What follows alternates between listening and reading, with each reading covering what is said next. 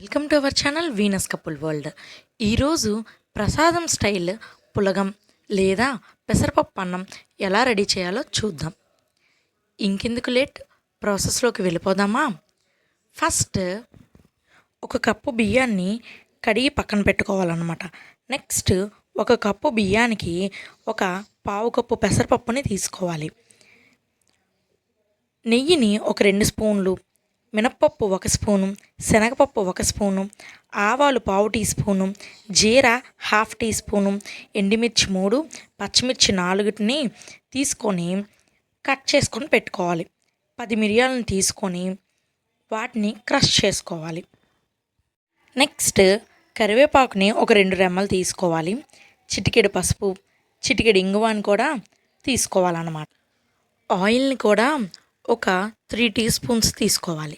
తీసుకున్న పెసరపప్పుని ఒక 2 మినిట్స్ వాటర్లో నానబెట్టి తీసేసి పక్కన పెట్టుకోవాలి. నెక్స్ట్ ప్రాసెస్ చూద్దామా?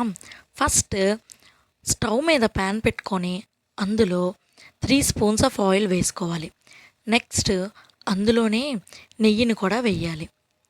ఇప్పుడు మనం తీసుకున్న అన్ని పోపు దినుసులను, పచ్చిమిరపకాయలు, ఎండుమిరపకాయలు అన్నిటినీ కూడా వేసేయాలన్నమాట. కరివేపాకు ఇలా ఆల్రెడీ మీకు నేను చెప్పాను కదా, ఏమేమైతే తీసుకోవాలో అవన్నిటిని వేసేయాలి. వేసేసి ఫస్ట్ వీటిని ఫ్రై చేసుకోవాలి. ఇవి కాస్త ఫ్రై అయ్యాక అందులో మనం ఆల్రెడీ నానబెట్టి తీసుకున్న పెసరపప్పును కూడా యాడ్ చేసుకోవాలి.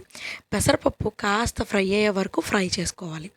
నెక్స్ట్ ఇప్పుడు ఏం చేయాలంటే, మనం ఆల్రెడీ తీసుకున్న క్వాంటిటీస్ అంటే పెసరపప్పు మరియు బియ్యం తీసుకున్నాం కదా, ఆ రెండింటికి కలిపి 3 గ్లాసెస్ ఆఫ్ వాటర్ని యాడ్ చేసుకోవాలి.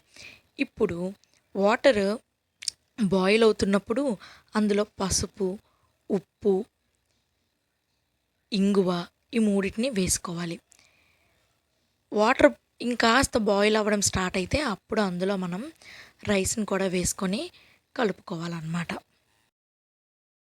దీనిని మూత పెట్టి ఒక 10 to 15 మినిట్స్ ఉడకనివ్వాలన్నమాట.